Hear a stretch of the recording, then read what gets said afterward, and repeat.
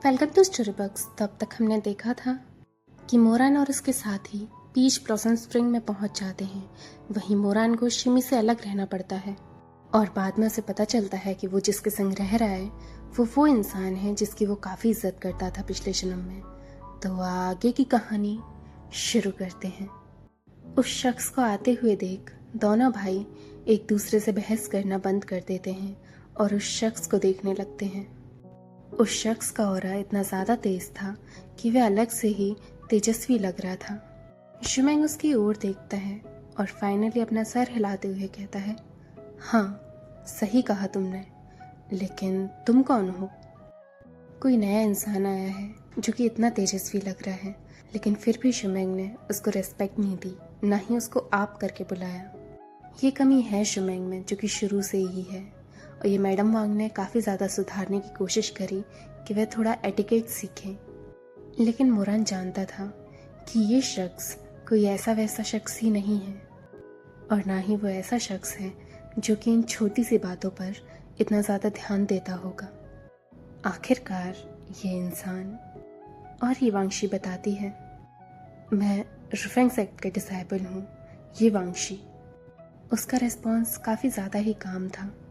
उसकी आंखें काफ़ी काली और गहरी थीं और वह पूछती है, क्या मैं आपका नाम जान सकता हूँ? शुमेंग कहता है, ये वांगशी कभी सुना नहीं, शायद इतनी खास रेपुटेशन नहीं होगी तुम्हारी।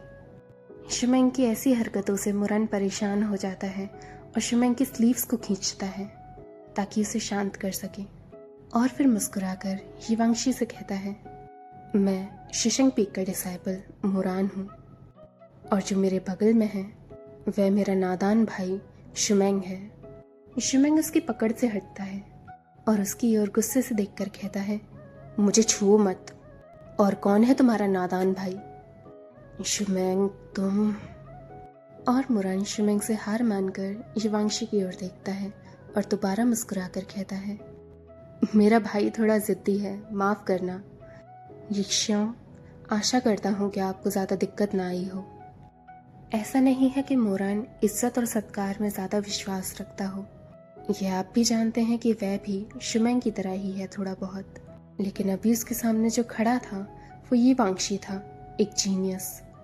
भले ही अभी फ़िलहाल ये वांगशी का कोई नाम नहीं है, लेकिन मोरान की पिछली ज़िंदगी में कुछ समय बाद चवेनिंग के बाद अगर कोई कल्टीवेशन में पूछा जाता था तो वह ये वांगशी ही होता था। केवल भगवान और मोरान ही जानते हैं कि ये वांगशी के हाथों ताक्शनजुन ने कितना नहीं सहा है। पिछली ज़िंदगी में ये वांगशी ने ताक्शनजुन को हद से ज़्यादा दिक्कतें दी हैं, तो अब पुनर्जन्म लेने के बाद मोरान ऐसी कोई गलती नहीं करना चाहता जिससे ये वांगशी उसका दोबारा दुश्मन बने। केवल इस ज़िंदगी में उसके पास चवेनिंग ही काफ़ी नहीं है क्या, जो कि उसको झटके पर झटके देता रहता है कि अब वो ये वांगशी से भी ताल्लुक बिगाड़ ले। ऐसे करके वो अपना पुनर्जन्म अच्छे से कैसे बिताएगा। ये वांगशी ज़्यादा बात नहीं करता था, तो कुछ समय बाद वह अपने कमरे में वापस चला जाता है। उसके वापस जाते ही मोरान का सूरज की तरह चमका हुआ चेहरा दोबारा अपनी असलियत पर उतर आता है और वह एक ओर से मुस्कुराकर शुमेंग से कहता है, हाँ, क्या सोचा तुमने? शुमेंग कहता है, मैंने क्या सोचा? मोरान कहता है, वो इंसान क्या तुम्हें पसंद आया? तुम्हें लगा कि वो सुंदर दिखता है? सुंदर तो वो है ना? शुमेंग मोरान की ओर देखता है और फिर बाद में वो चिढ़ जाता है, पागल हो क्या? मोरान हंसता है, देखो अब हम चारों साथ रहने वाले हैं, तो मेरे भाई तुम्हें शुक्र मनाना चाहिए कि तुम इसके साथ रहने वाले हो, और वैसे भी हम एक दूसरे की ओर देखते ही रहेंगे क्योंकि अब हमें यहीं रहना है, तो ज़रा अच्छे से बात करा करो उससे। शुमेंग उसकी ओर देखता है और पजल्ड होकर पूछता है, जिस तरह से तुम बात कर रहे हो मुझे लग रहा है कि तुम उसे जानते हो। ऑफ कोर्स मोरान उसे सच नहीं बता सकता कि हाँ वो उसे जानता है। नहीं, मैं उसे नहीं जानता, लेकिन मैं चेहरा देखते ही इंसान को पहचान लेता हूँ। वो इतना खूबसूरत है तो इसीलिए मुझे पसंद है। शुमेंग इसकी ओर डिस्गस्टिंगली देखता है, घटिया, तुम जाओ यहाँ से। मुरान हंसता है और अपने हाथ से शिमेंग की पीठ पे वार करता है और सीधा अपने घर के अंदर घुस जाता है। वहीं शिमेंग बाहर खड़ा हुआ उसे ताने सुनाए जा रहा था। अगले दिन मुरान जल्दी उठता है। फैदर कबीले के लोगों ने 3 दिन का समय दिया है कि ये सभी कल्टीवेटर्स अभी पीच ब्लॉसम स्प्रिंग को देख लें, उसके बाद से अपनी शिक्षा पर ध्यान दें। फ्रेशन अप होने के बाद मुरान यिवांशी को देखता है जो कि अकेले ही वहाँ से बाहर चला गया है। मुरान भी कुछ समय बाद गलियाँ घूमने निकल जाता है क्योंकि अभी उसके दोनों साथी में से कोई भी नहीं उठा। मुरान ऐसे ही घूम रहा होता है और उसके बाद ब्रेकफास्ट वाले स्टॉल पर रुकता है जहाँ पर स्टीम बन्स मिल रहे थे। ब्रेकफास्ट को देखकर उसे अपने लिटिल शिदी की याद आती है जो कि बेचारा अब भी बीमार है और वो शॉपकीपर से कहता है, मुझे 8 फ्राइड बन्स चाहिए और एक मीठा दलिया भी। शॉपकीपर कहती है, मुझे 6 फेदर्स दीजिए। मुरान उसकी ओर कंफ्यूज्ड होके कहता है, 6 क्या? शॉपकीपर कहती है, 6 फेदर्स। मुरान कहता है, तो क्या अब मुझे कोई मुर्गा पकड़ना पड़ेगा क्या कि मैं उसके पंख निकालूं और आपको दूं? वो शॉपकीपर फिर मुरान की ओर देखती है और अजीब तरीके से कहती है, अगर फेदर्स नहीं है तो कोई खाना नहीं मिलेगा, जाओ यहाँ से। मुरान को चिढ़ भी मच रही थी और उस शॉपकीपर का उसे मजाक बनाने में भी मज़ा आ रहा था। वो दोबारा पूछता कि उससे पहले ही उसे एक जानी पहचानी आवाज़ सुनाई दी। एक हाथ जो कि बैंडेजेस से बंधे हुए हैं, उसमें 6 फेदर्स थे जो कि गोल्डन कलर के थे और वो बोलता है, आप उनको दे दीजिए, मेरी तरफ से समझिए ये। वो शॉपकीपर फिर उन फेदर्स को ले लेती है और ज़्यादा टाइम वेस्ट नहीं करती और उसका ब्रेकफास्ट पैक कर कर मुरान को थमा देती है। मुरान देखता है कि वहाँ ये वांशी था जिसने उसकी अभी मदद करी। मुरान अपना पार्सल लेते हुए ये वांशी से कहता है, तुम्हारा बहुत शुक्रिया, और फिर ये वांशी के साथ ही चलने लगता है। अगर आज तुम मुझसे नहीं टकराए होते तो मुझे तो लगता है आज मैं पूरा दिन भूखा ही मरा रहता। ये वांशी कहता है, नहीं ऐसा कुछ नहीं है। मिस 18 की याददाश्त ज़्यादा अच्छी नहीं है। वह हमेशा नए आए हुए लोगों को बताना भूल जाती हैं और कुछ फेदर्स देना भी। वो तो अनजाने में मैंने तुम्हें देख लिया, इतनी कोई बड़ी बात नहीं, ज़्यादा मत सोचो। मुरान से पूछता है, क्या इधर रहने के लिए हमें फेदर्स चाहिए होंगे? यिवांशी कहता है, सही कहा। मुरान पूछता है, फेदर्स निकाले कहाँ से जाते हैं? यिवांशी कहता है, उन्हें तोड़ा जाता है। मुरान को समझ नहीं आता, तो तोड़ा मतलब सच में हमें किसी चिड़िया से उसके फेदर्स को निकालना पड़ेगा? और वो कुछ सोचने लगता है कि सारी पंख निकाली हुई चिड़ियाँ कैसी दिखती होंगी। यिवांशी उसकी ओर मुस्कुरा कर देखता है और कहता है, क्या हुआ, ऐसा क्या सोच रहे हो? यहाँ पीच ब्लॉसम स्प्रिंग में एक जगह है, एंसेस्ट्रल एबिस। यहाँ के लोगों का कहना है कि इसी जगह से भगवान ज़ूक जन्नत की ओर पहुँचे थे। वो पूरी खाई ज्वाला से भरी हुई है, ना ही उसे देखकर पता लगा सकते हैं कि वो कितने अंदर तक है, और ना ही उधर फसलें उग सकती हैं या कोई जानवर उधर रह सकता है। मुरान उसकी हर बात को काफ़ी धैर्य से सुनता है क्योंकि उसने शायद ये जगह आते वक्त देखी थी। और वह कहता है, क्या वह जगह शहर के उत्तर दिशा की ओर है? यिवांशी कहता है, हाँ तुम सही हो। मुरान पूछता है, तो फिर उस जगह का फेदर से क्या ताल्लुक? यिवांशी कहता है, हाँ वहाँ उधर कोई रह नहीं सकता, लेकिन उस खाई के अंदर सुनहरे उल्लू रहते हैं जो कि हमेशा गुस्से में रहा करते हैं। वे अपना घोंसला भी आग से बनाते हैं, दिन में छुपे हुए रहते हैं और रात को आते हैं, लेकिन उनके फेदर्स में एक अलग ही शक्ति है। फेदर कबीले के लोग उन फेदर्स का इस्तेमाल कर कर अपनी कल्टीवेशन को बढ़ाते हैं, इसीलिए वह फेदर्स मांगते हैं। मुरान ये बात समझ के मुस्कुराता है, ओह अच्छा तो ऐसा है, अब समझ आया कि वे सामान देते वक्त फेदर्स क्यों मांगते हैं।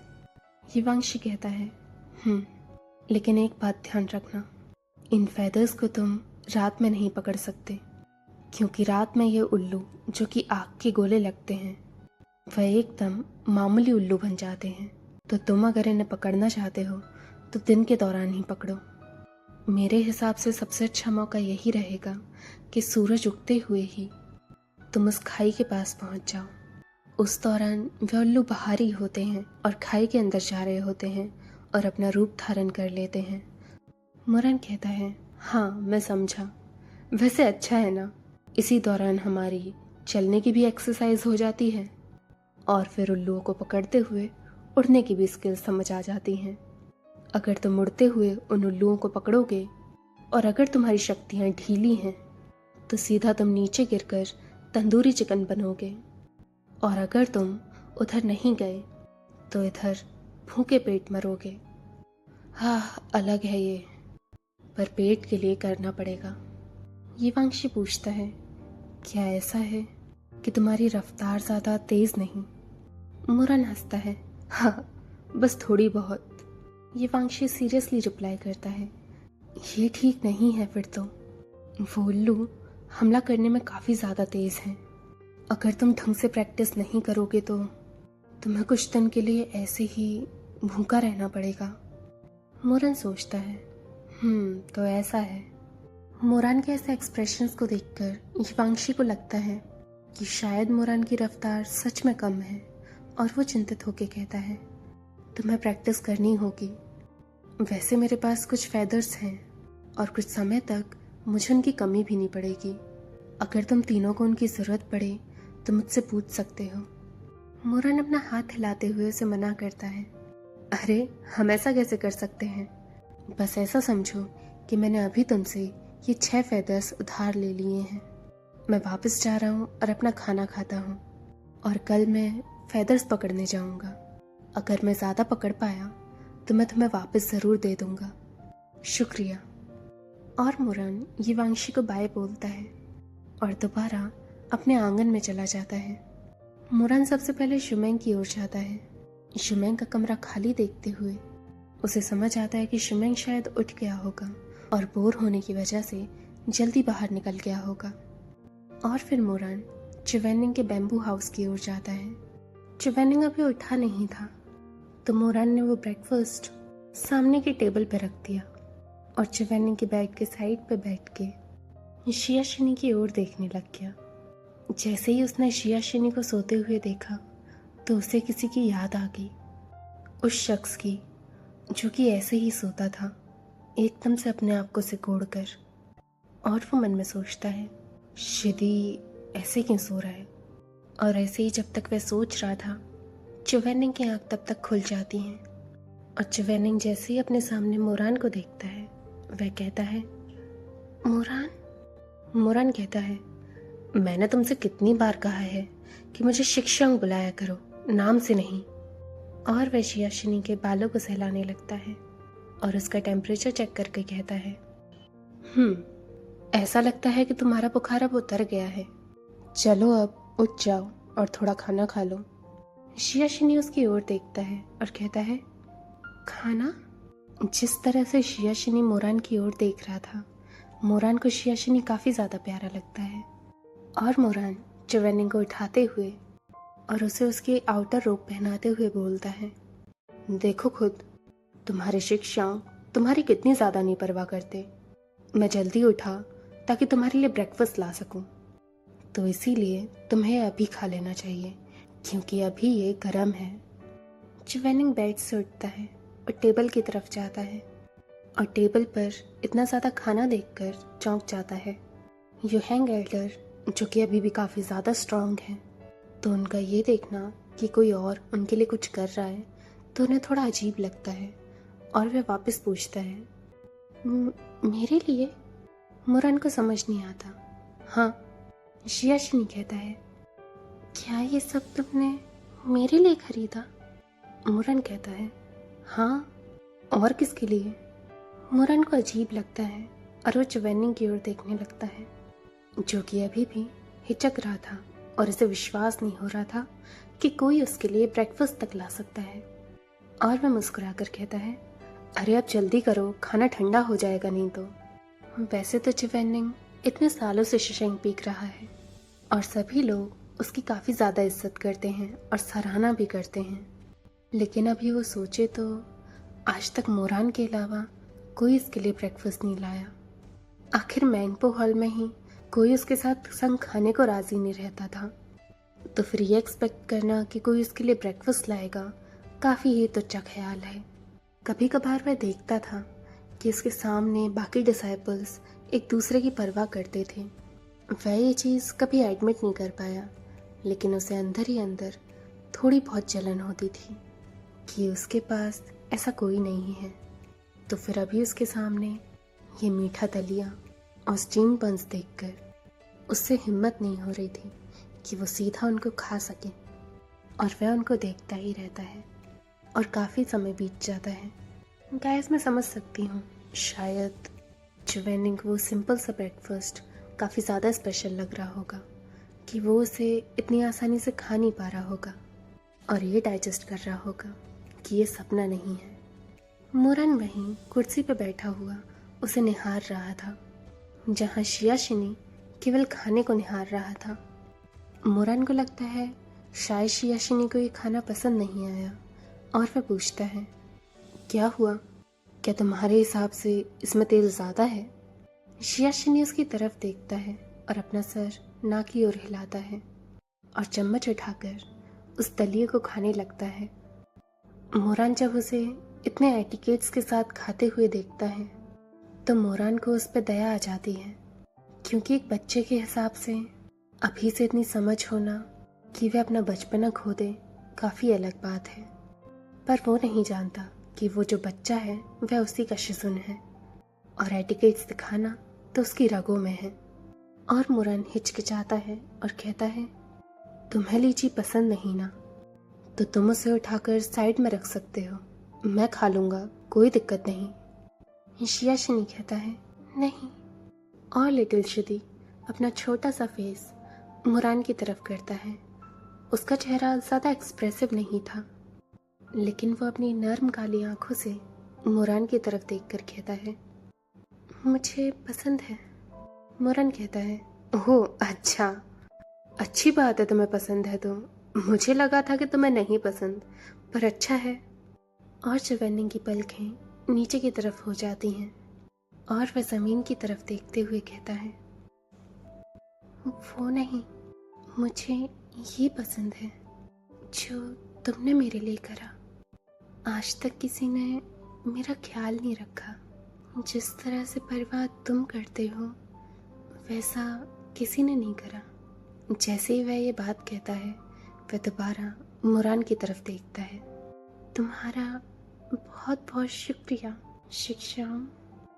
मोरान ने सोचा नहीं था कि वह उसे अब शिक्षाओं बुलाएगा, और वह एकदम से चौंक जाता है। उसको हल्की सी खुशी भी महसूस होती है। ऐसा नहीं है कि मोरान शुरू से ही दरिया दिल इंसान है, या फिर उसे बच्चे कुछ ज़्यादा पसंद है। खासकर उसे ज़्यादा बच्चों का शौक नहीं। वो शियाशिनी का ध्यान इसीलिए रखता है क्योंकि अभी से शियाशिनी की शक्तियाँ और स्किल्स काफ़ी ज़्यादा तारीफ़ लायक है, तो इसीलिए उसे लगता है कि वह दोस्त बनाने लायक है। वो तो बस चीज़ों को प्रैक्टिकली देख रहा था, लेकिन उसने नहीं सोचा था कि ये नन्हा शिदी इन चीज़ों को इतना सिंसियरली लेता है। मोरन भी खुद पर कंट्रोल नहीं कर पाता और शर्माने लगता है। नहीं, ऐसा कुछ नहीं है। और फिर उसे कुछ ख्याल आता है और वह पूछता है, शिदी, क्या तुम्हारे लिए पहले कभी कोई ब्रेकफास्ट नहीं लाया? चुवेनिंग हाँ की ओर इशारा करता है। क्या ज़ुआंगजी एल्डर के डिसाइपल्स तुम्हारा अच्छे से ध्यान नहीं रखते? चुवेनिंग रिप्लाई करता है, मैं ज़्यादा उनके साथ घूमता नहीं। मोरन पूछता है, तो शिशेंग पीक में आने से पहले जब तुम अपने घर पर रहते थे तो तुम्हारे मम्मी पापा। मोरन बात ख़त्म करने से पहले ही रुक जाता है और उसे लगता है कि शायद उसने पूछकर अपने लिटिल शिदी के साथ कुछ गलत तो नहीं कर दिया, कहीं उसे बुरा न लग जाए।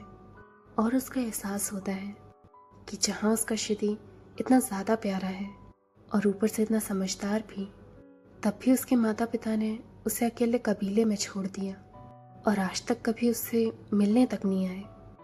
तो शायद शिया शिधी भी उसी तरह से जी रहे हैं जिस तरह से एक वक्त पर शिमी और वह खुद जिया करता था।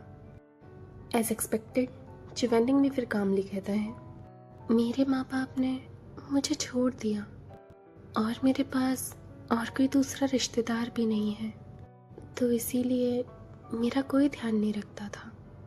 मुरन काफ़ी देर तक शांत था और उसे नहीं समझ आ रहा था वो क्या कहे। और फिर वो एक लंबी आहें भरता है और मन में सोचता है, शुरुआत में मैं बस इस बच्चे के साथ दोस्ती करना चाहता था क्योंकि इसका कल्टीवेशन लेवल हद से ज़्यादा आगे है और ऊपर से ये इतना समझदार भी है। लेकिन किसने सोचा होगा कि इसकी समझदारी की वजह इसका ये बचपन ही जिन। और वह ज़्यादा नहीं सोचता और शिया शिदी की ओर देखने लगता है। उसको देखते हुए मुरन शांत हो जाता है और अपने आप ही मुरन को खुद का बचपन याद आने लगता है, जहाँ उसका बचपन केवल कड़वाहट से भरा हुआ है। और मुरन भावुक होने लगता है और बोलता है, पहले तुम्हारा कोई ध्यान रखने को नहीं था, लेकिन अब से तुम्हारा ध्यान कोई रखेगा क्योंकि अब तुमने मुझे शिक्षा में बुला ही लिया है। तो अब से मैं तुम्हारा ध्यान रखूंगा, तुम मेरी जिम्मेदारी हो। शायद चिवेनिंग ने कभी सोचा नहीं था कि ऐसे शब्द वह मुरान के मुंह से अभी सुनेगा। वह थोड़ा सरप्राइज होता है और कुछ देर बाद वह खुश हो जाता है और मुस्कुराहट से कहता है, तुम मेरा ध्यान रखोगे? मुरान कहता है, अब से अगर तुम मेरे साथ रहोगे तो मैं तुम्हें मेडिटेशन और तलवारबाजी सिखाऊंगा। चिवेनिंग की मुस्कुराहट और ज़्यादा लंबी हो जाती है। तुम मुझे मेडिटेशन और तलवारबाजी सिखाओगे? पता नहीं क्यों, लेकिन चिवेनिंग के इस तरह से पूछने पर मुरान को लगता है जैसे चिवेनिंग उसका मजाक उड़ा रहा है और वह अपने सर खुजाने लगता है और कहता है, मेरा मजाक मत बनाओ। मैं जानता हूँ कि तुम्हारा कल्टीवेशन लेवल हद से ज़्यादा आगे है, पर तुम अभी भी छोटे हो, तो इसीलिए अभी भी बहुत कुछ है जो तुम्हें सीखना है।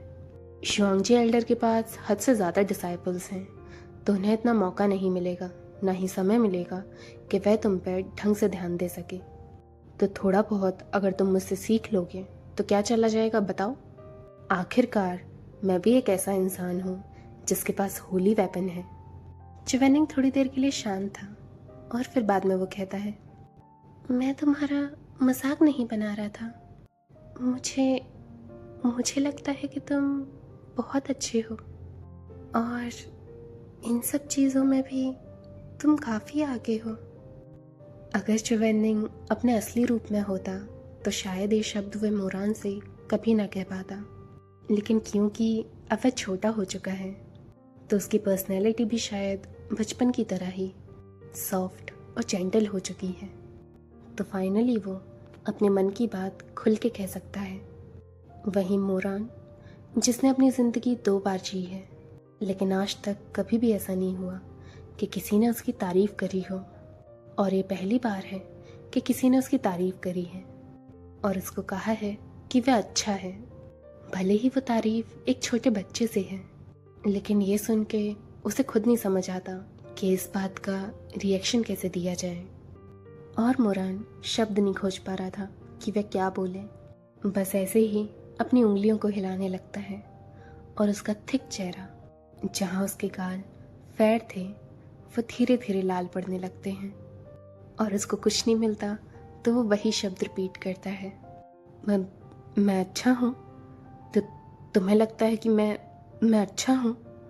और ये कहते ही मुरान को याद आता है कि एक समय पे जब वह छोटा था तो वो सच में एक अच्छा इंसान बनना चाहता था, लेकिन वो बचपन की छोटी और मासूम इच्छा बचपन के साथ ही कहीं दूर चली गई, जैसे उसकी बाकी इच्छाएं कभी पूरी नहीं हो पाई। जैसे कि जब वह छोटा था तो उसकी कुछ इच्छाएं थी, जब मैं बड़ा हो जाऊंगा तो मैं मेकअप वाली दीदी ली सुजी से कहूँगा कि वह मुझसे शादी कर ले।